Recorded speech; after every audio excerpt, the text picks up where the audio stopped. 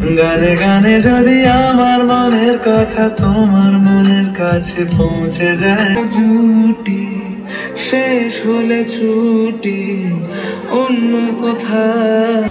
তো আমরা আজকে চলে এসেছি, দেখতেই পাচ্ছ আছে প্রত্যেকের অ্যাক্টিং, বিশেষ করে রুদ্রনীল জাস্ট ফাটিয়ে দিয়েছে।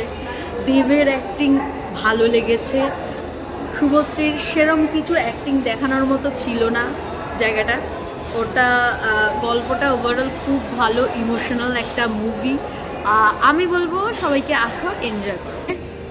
কি বলবে বলো? ধূমকেতু সিনেমা দেখে আমি যেটা হইচই পড়ে গেছিল। আমি কৌশিক গাঙ্গুলির খুব বড় ভক্ত, কিন্তু কৌশিক গাঙ্গুলি স্যারের থেকে আমি অনেক বেটার কিছু এক্সপেক্ট করেছিলাম এটার ব্যাপারে। সেকেন্ড হচ্ছে হয়তো দেব বা শুভশ্রীকে দেখার জন্য এখানে আসছে, কিন্তু তার থেকে অনেক ভালো অ্যাক্টিং করেছে রুদ্রনীল, ইভেন অসাধারণ অসাধারণ।